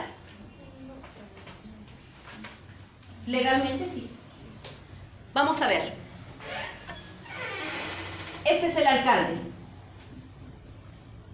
A la esposa habría primer grado. Tienen que ir a la raíz para ver los grados de consanguinidad. Aquí está la mamá y aquí está el cuñado, ¿no es cierto? Porque tienen que ir a la raíz que los une. Primero, segundo, tercero. Legalmente, ¿puede venderle al cuñado del alcalde, puede vender en esa municipalidad? Sí, legalmente sí. Pero aquí ya entra a tallar, ¿qué? El conflicto de intereses. Entra a tallar el conflicto de intereses, que ya es más un tema ético. Ahora, en el ámbito del proceso de contratación, las personas naturales o jurídicas que tengan intervención directa en la determinación de las características técnicas y el valor referencial, es decir, el área usuaria, quien hace el requerimiento, y el órgano encargado de las contrataciones, valga decir logística o abastecimientos, que determina el valor referencial. Quien elabora las bases, el comité. Quien hace la selección y la evaluación de ofertas en un proceso de selección, que también es el comité, y quien autoriza los pagos de los contratos derivados de dicho proceso. Normalmente es administración, el jefe del hogar, y tesorería. Esas personas directamente no pueden participar en el proceso de contratación, salvo en los contratos de supervisión. ¿Por qué? Porque si un proveedor elabora un expediente técnico para una obra, no puede ejecutar la obra, pero sí puede supervisarla. Ya vimos la extensión por parentesco y ahora la participación en personas jurídicas. En el ámbito y tiempo establecidos para dichas personas, las personas jurídicas en las que tengan o hayan tenido una participación mayor al 30% del capital o patrimonio social dentro de los 12 meses anteriores a la convocatoria del respectivo procedimiento de selección. Es decir, si alguna de las personas que hemos visto anteriormente tiene algún tema de participación en el capital hasta mayor al 30%, esa empresa no puede participar en el procedimiento de selección. Y ahora no solamente hablamos de las personas que tengan participación con capital, sino también de las personas jurídicas sin fines de lucro, que principalmente son las asociaciones, ¿no es cierto? Son sin fines de lucro. Ahí no hay aportes de capital, sino que hay asociados o miembros de consejos directivos. Entonces, estas personas tampoco pueden ser miembros de participar como asociados o miembros de los consejos directivos dentro de los 12 meses anteriores a la convocatoria del respectivo procedimiento de selección. La vinculación por gestión en personas jurídicas. En el ámbito y tiempo establecido para dichas personas, no solamente son los dueños de las empresas, señores. También están los representantes legales, los apoderados y los integrantes de los órganos de administración. Entonces, oye, pero yo no soy dueño de la empresa, no tengo nada que ver, solamente soy apoderado de la empresa, entonces no puedes participar. O sea, prácticamente, si algún congresista es representante legal o dueño de una empresa o apoderado o miembro de los órganos de administración, esa empresa no puede presentarse a ningún proceso a nivel nacional. Cuando inhabilitan a un postor, mientras dure su inhabilitación, si es temporal, no puede presentarse. Si es permanente, ese proveedor ya fue. La famosa muerte civil. Y finalmente tenemos las personas condenadas, todavía falta las personas condenadas por delitos. Las personas naturales o personas jurídicas cuyos representantes legales o personas vinculadas hayan sido condenadas en el país o en el extranjero mediante sentencia consentida o ejecutoriada por delitos de concusión, peculado, corrupción de funcionarios, enriquecimiento ilícito, tráfico de influencias, delitos cometidos en remates o procedimientos de selección o delitos equivalentes en caso de estos hayan sido cometidos en otros países. Por poner un ejemplo, Hugo González, ese señor ya murió para el Estado. ¿Por qué? Porque ha sido condenado, ¿no es cierto? Oye, ya cumplí mi sentencia. No, no interesa. Ya fuiste condenado y ahora te viene la muerte civil. Reorganización. Las personas naturales o jurídicas a través de las cuales, por razón de las personas que las representan, las constituyen o participan en su accionariado o cualquier otra circunstancia comprobable, se determine que son continuación, derivación, sucesión o testaferro de otra persona impedida o inhabilitada, o que de alguna manera ésta posee su control efectivo independientemente de la forma jurídica empleada para eludir dicha restricción, tales como fusión, escisión, reorganización, transformación o similares. ¿Qué implica esto? Muchas empresas que saben que van a ser sancionadas, ¿saben qué hacen? La empresa que sabe que va a ser sancionada se divide en dos. Era la empresa A, ahora va a ser la empresa B y la empresa C. La A ya no existe, entonces, ¿a quién se va a sancionar? Pero si yo puedo determinar de una forma comprobable, una circunstancia comprobable que ha sido hecho bajo esta figura de la escisión, entonces se le puede también sancionar. O de repente una empresa que sabe que le van a sancionar, ¿qué hace? La empresa A se fusiona con la empresa B y forman la empresa C. Ya no existe la empresa A. ¿A quién sanciona el OCE? Pero si se determina, hay una circunstancia comprobable, también se puede hacer eso. O la otra forma, testaferros. Lo más clásico, ¿no es cierto? Testaferros, pero la verdad es que probar que una empresa es testaferro de otra persona es bien difícil. Por eso acá la norma bien claro dice que cualquier otra circunstancia comprobable. Y finalmente el grupo económico en un mismo procedimiento de selección, las personas naturales o jurídicas que pertenezcan a un mismo grupo económico conforme se define en el reglamento. En el reglamento se define el grupo económico aquellas personas que son personas jurídicas que son constituidas por las mismas personas naturales o tienen los mismos socios. Por ejemplo, el grupo Romero, que tiene el Banco de Crédito, la FP Prima, Alicorp y no sé qué otras empresas. El grupo Rodríguez, que tiene lo que es Cementos Yura, Supermix, Leche Gloria y otras empresas. Ahora vamos a ver un poquito sobre los métodos de contratación. ¿Cómo se contrata en el Estado? Aquí tenemos, por ejemplo, este es los topes para los procedimientos de selección de acuerdo a lo que se va a comprar. Si son bienes, si son servicios o consultoría de obras o si son obras. Tenemos 7 tipos de procedimientos de selección. La licitación pública, que solamente se da para obras y bienes, no hay para servicios. En bienes es mayor o igual a 400.000 soles y en obras es mayor o igual a 1.800.000 soles. El concurso público, que solamente se da para servicios y consultoría de obras, que es mayor o igual a 400.000. Si se fijan, son los mismos montos, solamente que se llama concurso público y licitación pública. La adjudicación simplificada se da para bienes, servicios y obras. En el caso de bienes, mayor a 8 UITs, que son las 33.200 soles. Por si acaso, estos son los topes para el 2018. Normalmente, si es mayor a 8 UITs para el 2019, si digamos la UIT sube a 4.200, va a subir también este tope. Aquí tenemos mayor a 8 UITs hasta menor a 400.000 para bienes y servicios, y en el caso de obras mayor a 8 UITs hasta menor a 1.800.000. En el caso de selección de consultores individuales es mayor a 8 UITs y menor o igual a 40.000 soles, y solamente se da para consultorías en general. En la comparación de precios es mayor a 8 UITs y menor o igual a 15 UITs, que actualmente 15 UITs sería 62.250 soles. Solamente se da para bienes y servicios, y la subasta inversa electrónica mayor a 33.200, solamente para bienes y servicios, no tiene un tope para arriba, es decir, así sea 40.000 o así sea 50 millones, se sigue utilizando la subasta inversa. Y la contratación directa, que son lo que antes le llamamos las exoneraciones. Esto no necesita un proceso. La entidad decide, yo voy a contratar con Juan Pérez por A, B, C, D motivo. Existen 13 supuestos.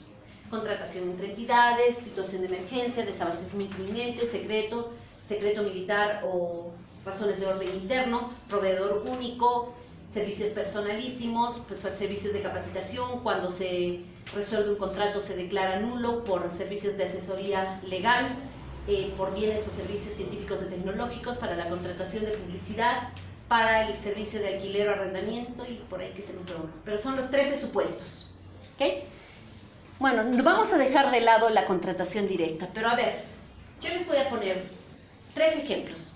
Quiero comprar gasolina de 90 octanos por 50.000 soles. Voy a comprar gasolina de 90 octanos por 50.000 soles. Voy a comprar planchas de triple de 1.20 por 2.40 por 8 milímetros por 50.000 soles. Y voy a comprar casacas para el gobierno regional con el logo del gobierno regional por 50.000 soles. ¿Los 3 son bienes o alguno es servicio? Casacas, triple y gasolina. Ninguno es servicio ni obras, ¿no es cierto? Los 3 son por 50.000 soles. Si yo quiero, a ver, para el caso de las casacas, ustedes busquen, ya hemos definido que son bienes. ¿Qué tipo de procedimiento voy a utilizar por 50.000 soles?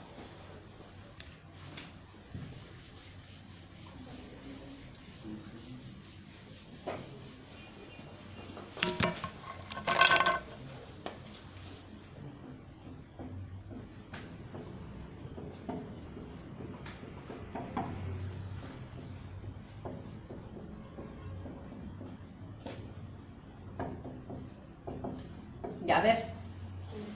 ¿Las casacas sería? ¿Por qué no una subasta inversa? ¿50.000 es mayor que 33.200? Sí.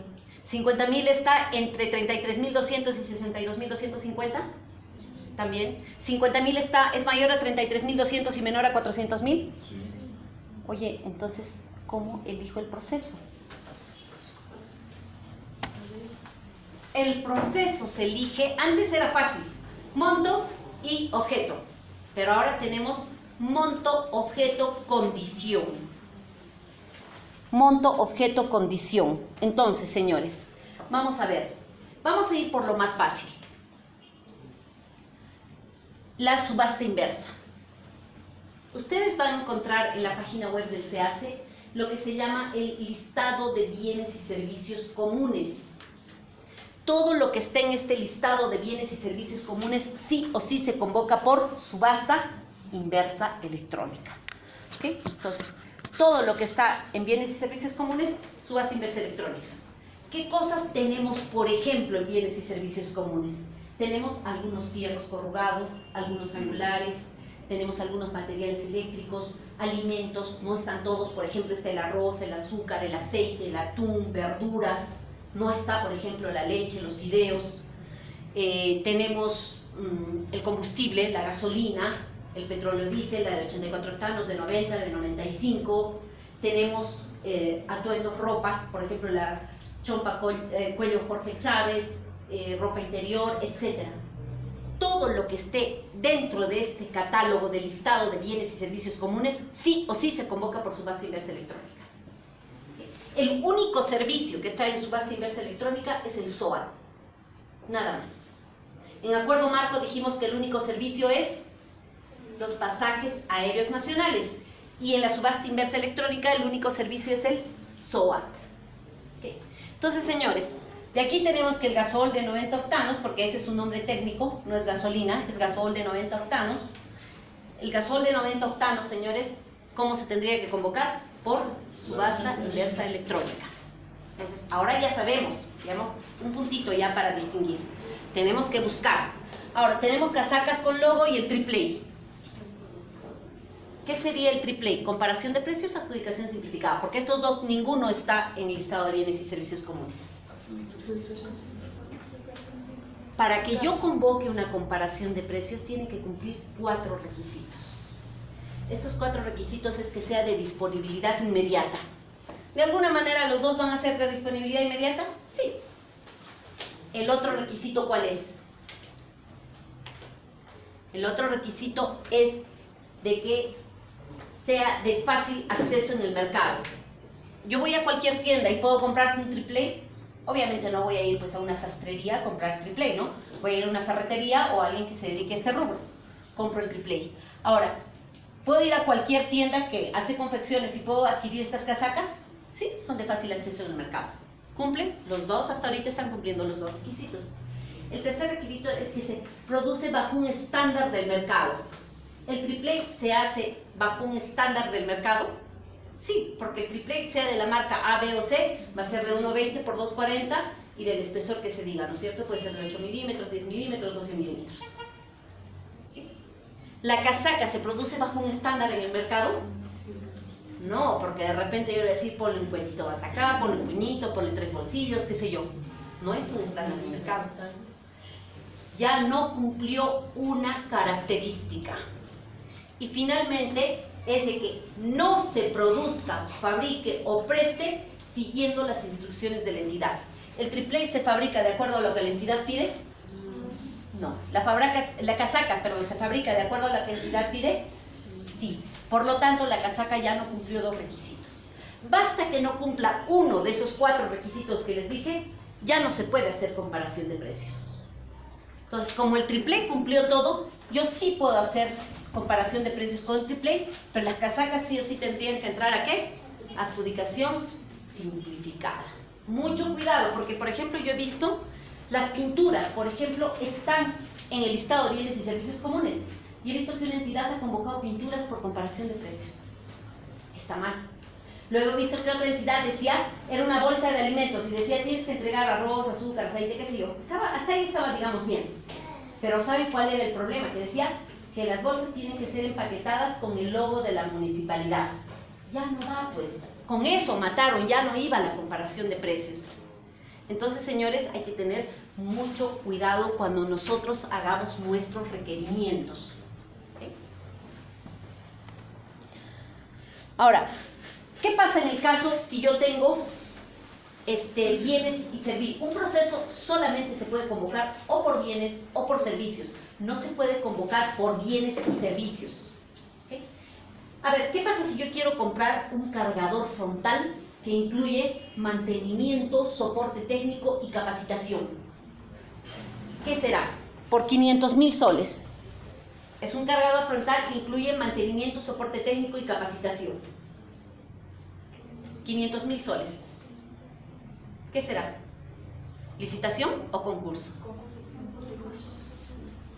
Cuando tengamos bienes y servicios o tengamos varios objetos, la norma nos dice, tienes que analizar y el objeto se va a determinar en función a la prestación que represente la mayor incidencia porcentual en el valor referencial. ¿Qué costará más? ¿El cargador frontal o el mantenimiento, la capacitación y el soporte técnico? De hecho, el cargador frontal. Por lo tanto, ¿qué es el cargador frontal? ¿Un bien o un servicio? Bien. Por lo tanto, ¿qué debemos convocar? Una licitación pública. Cuidado, porque muchas veces me disfrazan requerimientos. Instalación de piso, cuando en realidad incluye los bienes. ¿Qué cuesta más? ¿Los bienes o solamente el instalar? Los bienes.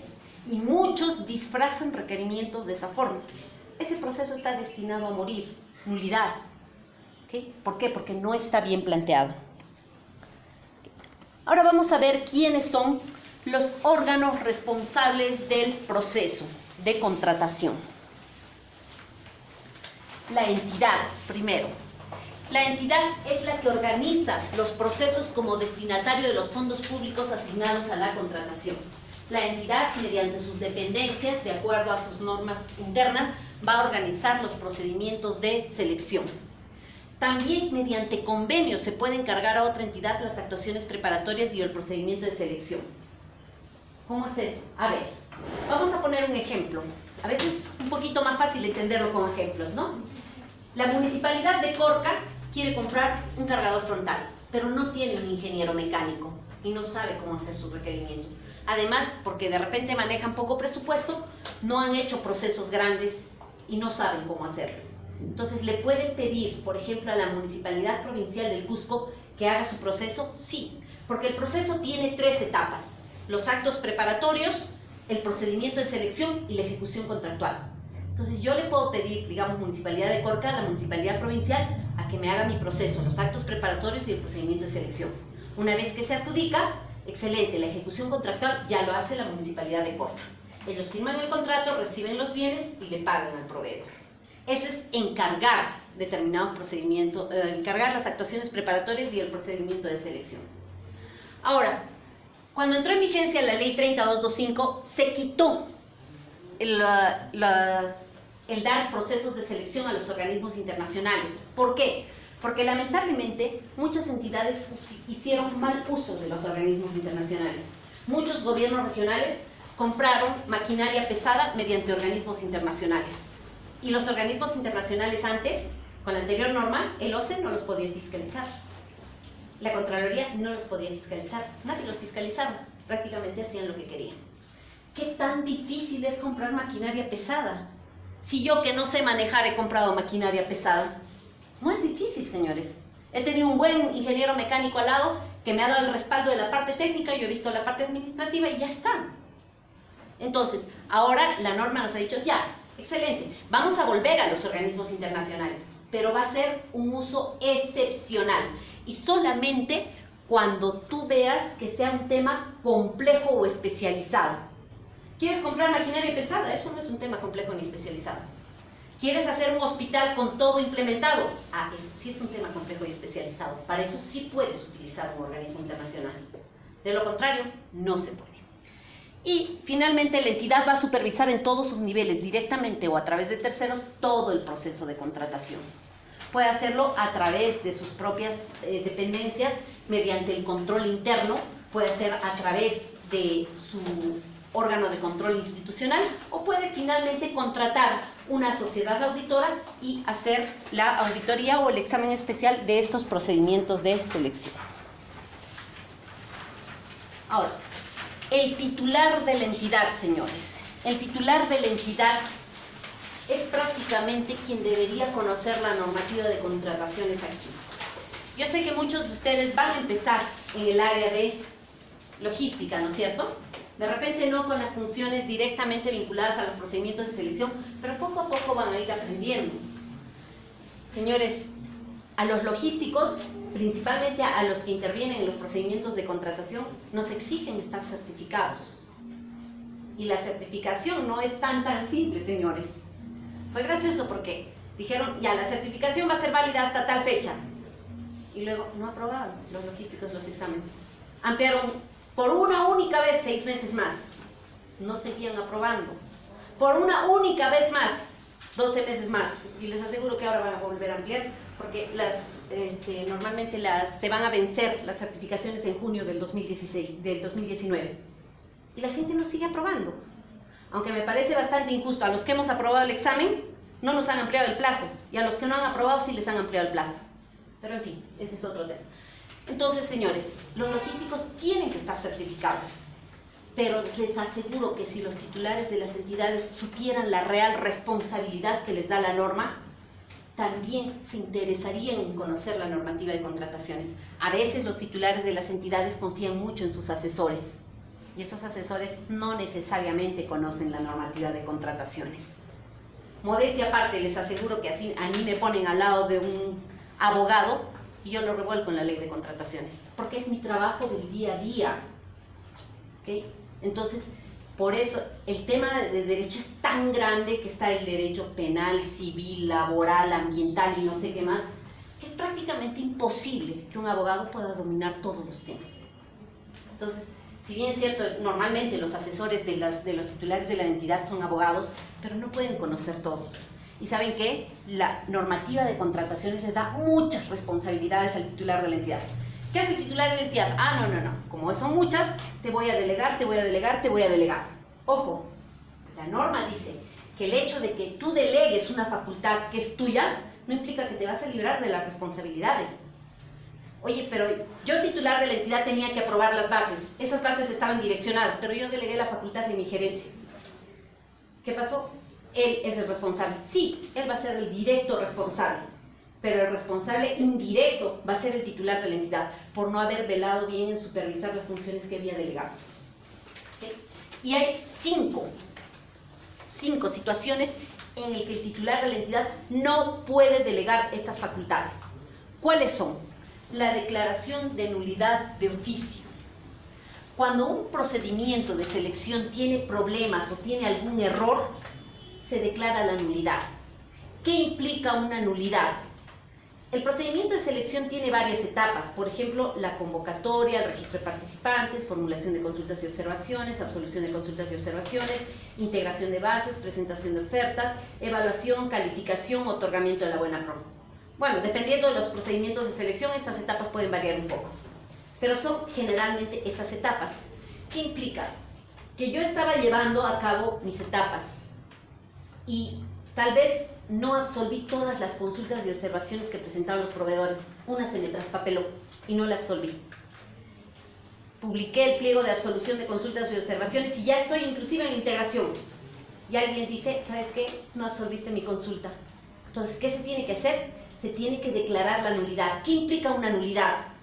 Retrotraer el proceso hasta donde me equivoqué y continuar. Yo puedo declarar la nulidad inclusive hasta el requerimiento, porque de repente mi requerimiento estaba mal hecho, estaba direccionado. Entonces, tengo que retroceder hasta la convocatoria y continuar. Eso es una nulidad. Y esa nulidad de oficio solamente la puede hacer el titular de la entidad. ¿Okay? La nulidad de un contrato también solamente lo puede hacer el titular de la entidad. Como les dije hace un momento, tenemos las contrataciones directas, lo que antes le llamábamos las exoneraciones. Esta aprobación de contrataciones directas son 13, como les dije. El titular de la entidad puede delegar 6 de estas, pero 7 no las puede delegar. ¿Cuáles son? La situación de desabastecimiento inminente, la situación de emergencia, la contratación entre entidades, secreto militar o razones de orden interno, servicios personalísimos, bienes o servicios científicos de carácter científico-tecnológico, los de asesoría legal. Estos 7 no puede delegarlos. Los otros 6, como son publicidad, alquiler, capacitación, etcétera, sí puede delegarlos. Tampoco puede delegar la aprobación de ejecución de obras por concurso-oferta. Es una modalidad que existe en la normativa, las obras por concurso-oferta. Las obras por concurso-oferta solamente la pueden realizar las entidades del Poder Ejecutivo. No la pueden hacer las municipalidades ni los gobiernos regionales. ¿Okay? ¿Qué implica una obra por concurso oferta? Que el proveedor va a elaborar el expediente técnico y también va a ejecutar la obra. ¿Por qué se quitó esto? Porque lamentablemente con la anterior normativa, ¿qué decía el proveedor? Adicionales. Es que me faltó poner esto en el expediente. O sea, es ilógico que yo haga el expediente y yo misma luego diga, está mal y quiero pedir un adicional. No es lógico, ¿no es cierto? Entonces, se ha quitado esto. Se ha quitado y solamente algunas obras de edificaciones mayores a 20 millones de soles. Entonces, el titular de la entidad es el único que puede aprobar esa modalidad. La aprobación, modificación o exclusión de las fichas de homologación. Así como les hablé del listado de bienes y servicios comunes, también hay unas fichas de homologación, que son algunos bienes que se están estandarizando. La mayoría de los bienes homologados han sido dados por el Ministerio de Energía y Minas, y hay otras que se están evaluando. Entonces, estas fichas, la aprobación, modificación o exclusión, solamente lo puede hacer el titular de la entidad, no lo puede hacer otra persona. Y finalmente, las modificaciones contractuales a las que se refiere el artículo 34A de la Ley de Contrataciones del Estado. Este artículo dice que cuando se ha adjudicado un determinado bien a un determinado precio, se puede cambiar el precio, inclusive el bien. Pero eso solamente ¿quién lo puede aprobar? El titular de la entidad. Pero es graciosa la redacción de este artículo. ¿Saben cómo empieza? Sin perjuicio de las sanciones e infracciones que fueran aplicables, se puede cambiar. Entonces, yo no creo que ningún titular de entidad quiera hacer uso de este artículo 34A. Ahora vamos a ver la organización de los procesos en cuanto al área usuaria. ¿Quién es el área usuaria? Es aquel área que requiere los bienes, servicios y obras o canaliza los requerimientos formulados por otras áreas por especialidad y funciones. Por ejemplo, yo soy el área de soy el residente de una obra. Voy a querer cemento. Yo soy el área usuaria y yo voy a hacer uso de esos bienes directamente, como área usuaria. Sin embargo, vamos a ver un área que canaliza requerimientos. Vamos a comprar uniformes, ternos, para el personal administrativo. ¿Quién es el área usuaria? En realidad, todas las áreas son, porque todos los trabajadores van a recibir su terno. Todas las áreas son áreas usuarias.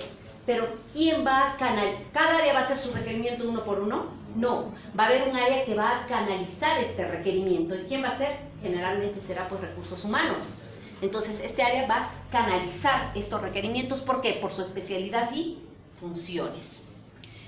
El área usuaria es responsable de la adecuada formulación del requerimiento, debiendo asegurar la calidad técnica. Al decir calidad técnica, implica hacer bien las especificaciones.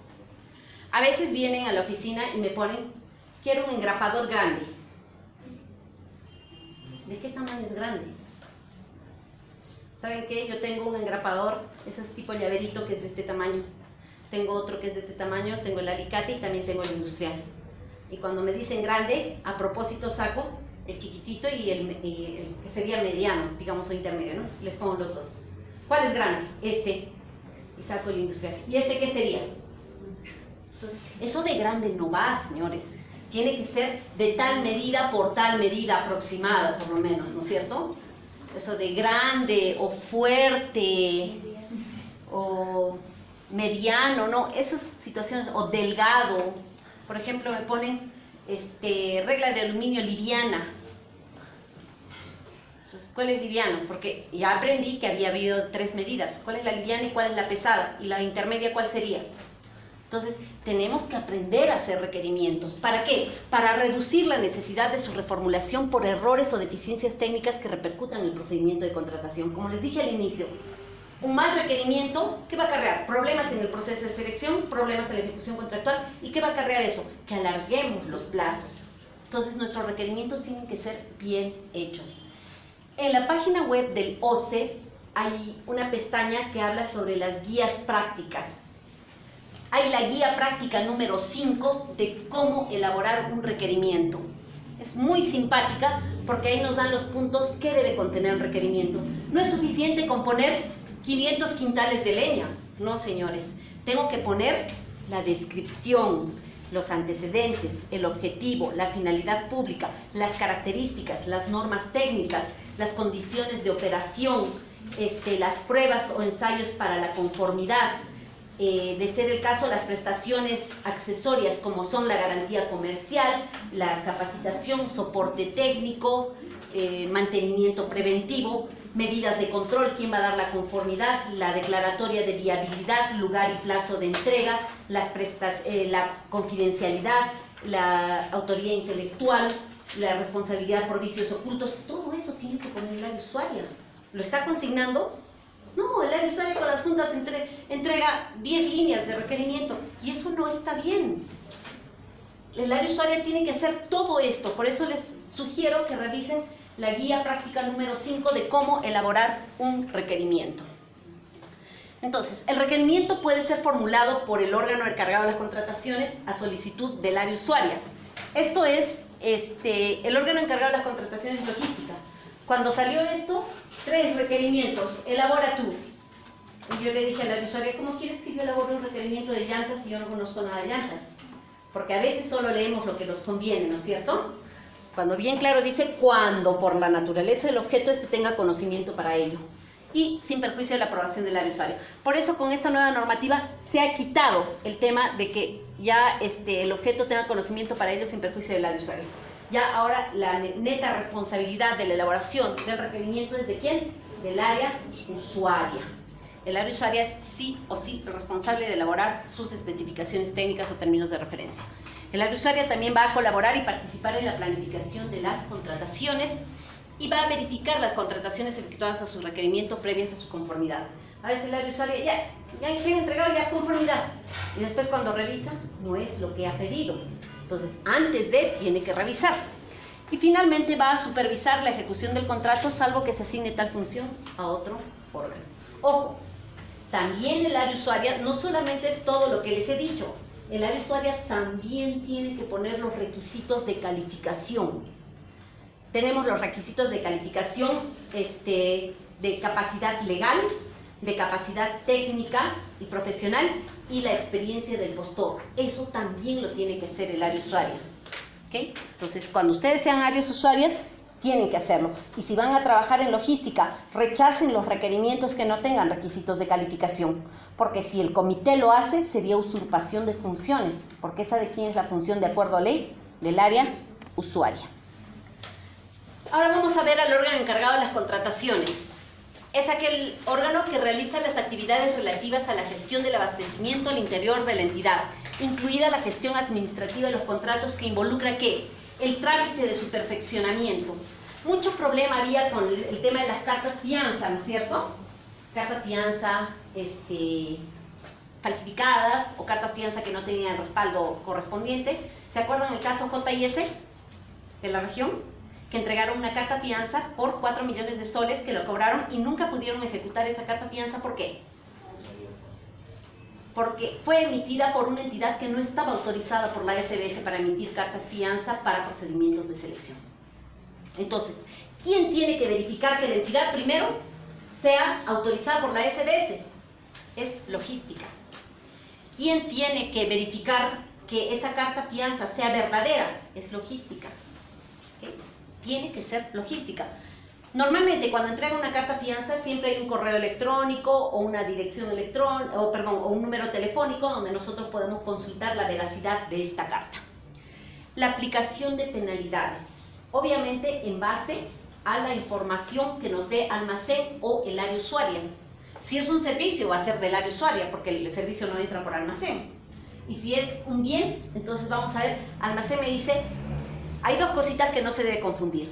Recepción y conformidad. El almacenero lo único que hace es recepcionar el bien. Él no va a decir si es conforme o no es conforme, tiene todo lo que debe tener, no.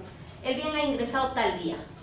El área usuaria, de ser el caso con el especialista, va a verificar y decir sí, cumple con las características, recién te doy la conformidad. ¿Okay?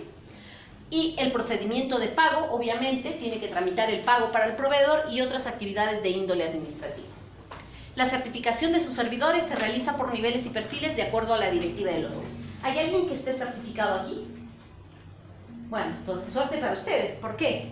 Porque los que alguna vez hemos tenido alguna certificación, de frente damos el examen para el nivel intermedio. Y ya nunca más podemos bajar al nivel básico. Son 3 niveles por ahora: básico, intermedio y avanzado. Si alguna vez me certifiqué hace años, de frente paso al intermedio. Y si quiero puedo subir al avanzado, pero si subo al avanzado ya no puedo retroceder. Ustedes que no tienen certificación todavía van a ir al nivel básico. La certificación en el nivel básico es mucho más sencilla. Son 4 módulos. Primero es lo que es planificación. Va a entrar la ley del el código de ética. Justamente actuaciones preparatorias, proceso de selección y ejecución contractual. Van a tener 5 preguntas en cada uno. En total son 20 preguntas. De las 5 preguntas tienen que aprobar 3 por lo menos por cada módulo. En cambio, en el nivel intermedio ya las cosas cambian. Van a tener 10 preguntas por módulo, es decir, 40 preguntas. Y de las 40 preguntas tienen que aprobar 7 por módulo. ¿Okay? Hay que tener mucho cuidado, ¿saben? Porque si no se aprueba uno de ellos, están jalados. Yo siempre les digo de alguna manera, yo he aprobado por suerte. ¿Saben por qué? Porque yo no sabía que venía el código de ética en el examen. No lo sabía.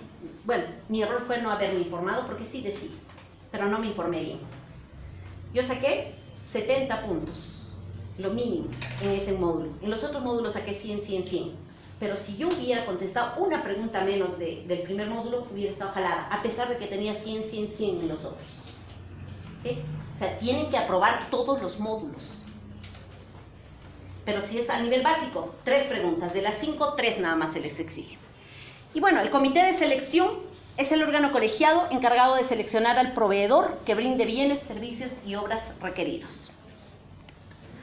Señores, la responsabilidad, todas aquellas personas que intervienen en los procesos de contratación por o a nombre de la entidad con independencia del régimen jurídico que los vincule con esta, ¿por qué? Porque digamos que en una entidad yo quiero comprar un grupo electrógeno y no tengo un especialista, puedo contratar a un externo con RH solamente para ese proceso. ¿Se puede hacer eso? Sí se puede. Por eso acá nos dice con independencia del régimen jurídico. Puede ser CAS, puede ser RH, 276, 728, lo que fuera. ¿Okay? Son responsables en el ámbito de las actuaciones que realicen de efectuar contrataciones de manera eficiente, maximizando los recursos públicos invertidos y bajo el enfoque de gestión por resultados. También todos son responsables del cumplimiento de la ley y su reglamento, así como de sus principios. Como les decía al inicio de la clase, sin perjuicio de los márgenes de discrecionalidad para optar por la decisión administrativa debidamente sustentada que se considere más conveniente dentro del margen que establece la ley. O sea, me da más discrecionalidad, pero también, como les dije, la responsabilidad se determina de acuerdo al régimen jurídico, es decir, la responsabilidad administrativa, sin perjuicio de las responsabilidades civiles y penales, señores. Ahora, la responsabilidad para el funcionario también es civil y penal. Y finalmente vamos a ver el tema del Registro Nacional de Proveedores. Como les decía, nosotros tenemos... ¿Cuál es el objeto de este Registro Nacional de Proveedores? Registrar y mantener actualizada la información relevante de los interesados en contratar con el Estado. Tenemos 4 registros: bienes, servicios, ejecutor de obra y consultor de obra. A ver, yo les voy a dar algunos ejemplos y ustedes me van a decir qué RNP debería tener el proveedor. En bienes es muy sencillo, ¿no es cierto? Sabemos que es un bien. En servicios se divide en 2. Servicios en general y servicios de consultoría. Y la consultoría de obra también se divide en 2. Supervisión de obra y elaboración de expediente técnico de obra. Vamos a ver cuáles son las diferencias. ¿Cuál será la diferencia entre un servicio en general y un servicio de consultoría? Hay 2 principales diferencias. Un servicio general es hecho por cualquier persona. Un servicio de consultoría es hecho por una persona, un profesional altamente calificado. No lo puede hacer cualquier persona. Tiene que tener experiencia. Esa es una. Y la otra es de que el servicio en general está sujeto netamente a resultados. En cambio, el servicio de consultoría siempre va a tener un producto. ¿Qué es un producto? Un ensayo, un informe, un proyecto, un expediente, un perfil, etc. ¿Okay? Siempre va a tener un documento. En cambio, el servicio en general puede o no puede y está sujeto netamente a resultados. Por ejemplo, a ver, yo voy a mandar a pintar todo este edificio. ¿Cuál va a ser el resultado? El edificio pintado. En cambio, yo quiero contratar a una persona natural o jurídica para que me elabore un manual de perfil de puestos de trabajo. ¿Cualquier persona lo puede hacer? No, tiene que ser alguien especializado en el tema, ¿no es cierto? Esa es la diferencia entre un servicio en general y un servicio de consultoría, que los dos se llaman servicios. Cuando hablamos de servicios, nos referimos a los dos. Si hablamos de servicios en general, es este, y servicios de consultoría. Y la consultoría de obra es solamente para contratar a supervisores de obra o para la elaboración de expediente técnico de obra. Y por favor, saquémonos ese chip que tenemos todos, que solamente las obras tienen expediente técnico. No, cualquier proyecto de inversión pública tiene expediente técnico. ¿Okay? Pero aquí estamos hablando de expediente técnico de obra. Por ejemplo, si yo voy a hacer el mejoramiento de la raza de ganado vacuno en el departamento del Cusco, es un PIB, es un proyecto de inversión pública. ¿Va a tener expediente técnico? Sí, pero no va a ser expediente técnico de obra. ¿Cómo lo voy a tener que convocar? Como un servicio de consultoría, porque no es un expediente técnico de obra. A ver, yo les voy a dar algunos ejemplos y ustedes me van a decir qué RNP debería tener el proveedor. Yo quiero contratar a una persona natural o jurídica para contratar un tractor.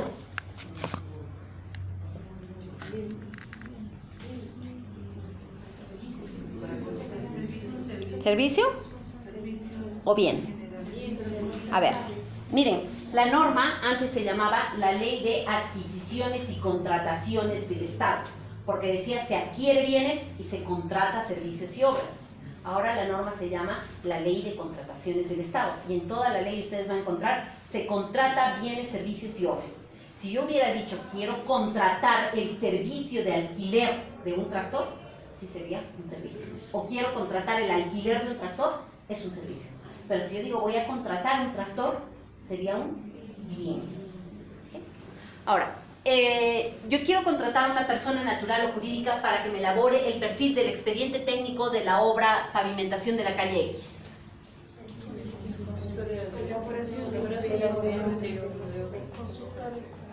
¿Consultor de obra? Servicio de consultoría. Servicio de consultoría. Estoy diciendo el perfil del expediente técnico. ¿El perfil es el expediente? No. Entonces el perfil iría aquí. Aquí solamente es el expediente técnico de obra. Si yo voy a contratar a una persona natural o jurídica para que me construya un coliseo, ejecución de obra, ¿cierto? Ejecutor de obra, correcto. Yo quiero contratar a una persona natural o jurídica para que me elabore el expediente técnico de estudio de impacto ambiental para la obra X. ¿Servicio de consultoría? Consultoría de obra. El expediente técnico de estudio de impacto ambiental para la obra X. El expediente técnico de estudio de impacto ambiental para la obra. Todavía yo no estoy elaborando el expediente técnico, solamente estoy elaborando el estudio de impacto ambiental. De hecho, por ejemplo, si ustedes recuerdan, en Espinar se han hecho N estudios de impacto ambiental para la obra, pero que lamentablemente no funcionaron y nunca se llegó a ejecutar el expediente técnico de la obra. Entonces, es muy importante que nosotros sepamos diferenciar bien claro cuándo son bienes, servicios, consultoría de obra y obra. Como les decía, el Registro Nacional de Proveedores ahora tiene una vigencia indeterminada. Y de repente algunos de ustedes los contraten por RH, ¿no es cierto? Así que les voy a sugerir algo. Vayan de una vez al banco, paguen su RNP, saquen su RNP por bienes y servicios que les va a durar para toda la vida. En cambio, antes era anual. Solamente era por un año. Al año caducaba y tenías que volver a pagar, y volver a pagar, y volver a pagar. En cambio, ahora pagan una vez y eso les dura para toda la vida. Está sujeta a las reglas de actualización de la información. ¿Cuándo pueden suspender un registro nacional de proveedores? Cuando el proveedor no actualice su información legal, financiera o técnica, principalmente para las personas jurídicas, porque en personas naturales no hay información legal, técnica o financiera, ¿no es cierto? En cambio, en personas jurídicas sí, porque puedo cambiar a mi representante legal, información legal, puedo cambiar a mis socios financieros, puedo cambiar mi capital, puedo cambiar a mi plantel técnico. Entonces, ahí. Cuando tenga insolvencia, si esa empresa se declara en quiebra ante la SUNAT, automáticamente se suspende en el Registro Nacional de Proveedores y a solicitud del proveedor. ¿Okay? Cuando el proveedor decide ya no estar en el RNP, puedo pedir yo mi suspensión. La actualización, obviamente, es responsabilidad del proveedor de actualizar su información legal, financiera y técnica. Para bienes y servicios, la aprobación es automática. Como les dije, si van, por ejemplo, al Banco Scotia, a la hora ya pueden ingresar sus datos en internet y al día siguiente ya tienen su RNP. Si van al banco de BCP o al BBVA o al Interbank, me parece, si no me equivoco, pagan y al día siguiente ingresan sus datos por internet y al subsiguiente tienen su RNP. Si pagan en el Banco de la Nación, tienen que esperar 2 días para que puedan ustedes ingresar sus datos. Y de hecho, como les dije, la aprobación es automática. En cambio, para consultor de obra y ejecutor de obra, tiene que haber una evaluación previa. Yo hago mi pago y tengo que llevar mis documentos. No ingreso solamente los documentos en el sistema, ingreso los documentos en el sistema y tengo que llevar mis documentos al OCE para que el OCE los evalúe y me diga si efectivamente cuento con la evaluación. ¿Por qué? Porque ahí me van a ver mi capacidad legal, mi solvencia económica y la capacidad técnica. ¿Por qué? Porque si yo voy a querer ser ejecutor de obra, me van a dar una capacidad máxima de contratación. Si voy a querer ser consultor de obra, hay 2 situaciones, la categoría y la especialidad que la vamos a ver más adelante. Para ser participante, postor, contratista y subcontratista se requiere estar inscrito en el RNP. El proveedor tiene estos nombres diferentes durante el procedimiento de selección. Se llama participante con el solo hecho de registrarse a un procedimiento de selección. Cuando el proveedor presenta su oferta, se llama postor. ¿Y cuándo se llamará contratista? Cuando firma el contrato. ¿Por qué? Porque cuando le dan la buena pro, podría no firmar el contrato. Contratista se llama cuando firma el contrato. Y subcontratista es cuando yo no he ganado el proceso, pero la entidad ha permitido que la empresa que ha ganado pueda subcontratar a alguien. Bueno, ¿cómo se puede cancelar la inscripción del proveedor? Por muerte o extinción del proveedor. Por muerte en caso de persona natural o extinción en caso de persona jurídica. O cuando ha sido sancionado con inhabilitación definitiva. Muerte civil para el proveedor. Como les decía, aquí en el Registro Nacional de Proveedores tenemos las especialidades de los consultores. O sea, los consultores, cuando van al RNP para sacar su registro nacional en consultor de obra, tienen que escoger una especialidad o podrían acreditar todas las especialidades de acuerdo a los documentos que presenten. Pueden hacer en consultoría en obras urbanas, edificaciones y afines, en obras viales, puertos y afines, en obras de saneamiento y afines, consultoría en obras electromecánicas, energéticas, telecomunicaciones y afines, y consultoría en obras de represas, irrigaciones y afines. Y también, estas son las especialidades. Y también existen las categorías A, B, C, D. Si tengo categoría A, solamente puedo contratar hasta 8 ITs con el Estado. Si tengo categoría B, me parece, si mal no recuerdo, que es hasta 200.000. Y si tengo categoría C, es hasta 600.000. Y si tengo categoría D, puedo en todo. No recuerdo exactamente los montos de las categorías, pero más o menos es algo así. Entonces, el Registro Nacional de Proveedores, señores, tiene que tener las categorías y las especialidades para el consultor de obra, y en el ejecutor de obra me dan la capacidad máxima de contratación. ¿Qué implica la capacidad máxima de contratación? Que, por ejemplo, por los documentos que yo he presentado y demás que puedo presentar al OCE para sacar mi registro nacional como ejecutor, me van a dar un monto. Y me van a decir, por ejemplo, tú puedes ejecutar obras hasta 10 millones de soles. Excelente. Hay una obra de 4 millones, me presento, gano. Es como una tarjeta de crédito, ya no voy a tener los 10 millones, sino solamente voy a tener 6, porque acá ya utilicé 4. Hay una obra de 8 millones, ¿me podré presentar? No, a menos que sea en consorcio, porque tendría que buscar a alguien que tenga 2 millones para poder ir en consorcio y presentarme a esa obra. Entonces, esta es la forma en la que se hacen los procedimientos de selección y algunas de las formalidades. Como ya les dije, este tema de contrataciones es recontra amplio y es importante que ustedes lo lean. Tenemos el grupo del WhatsApp, voy a estar toda la semana a vuestra disposición. Hagan las consultas que quieran y de repente, en vez de escribir, va a ser un poquito más fácil que yo les pueda enviar videos o audios para que ustedes puedan, porque a veces el escribir demora más y hablando se pueden, de repente me pueden entender un poquito mejor o con ejemplos y va a ser más rápido. Así que aprovechemos este tema del WhatsApp. Los voy a estar esperando porque solamente he visto que me han mandado likes, pero nada más. Quiero sus consultas. Estoy a vuestra disposición y de todas maneras también les voy a dejar mi correo electrónico.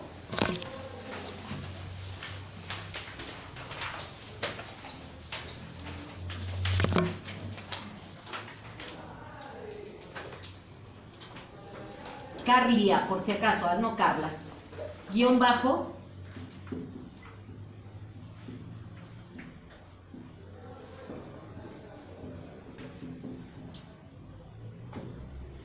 ¿okay? Ese es mi correo electrónico. Cualquier duda que ustedes tengan, siempre contesto también el correo electrónico. Pero ahora aprovechamos el grupo que tenemos de WhatsApp. Vuelvo a repetirles, voy a estar a vuestra disposición toda la semana. Manden sus consultas y yo gustosamente les voy a resolver. Bueno, muchas gracias por su atención y espero sus comentarios en el WhatsApp.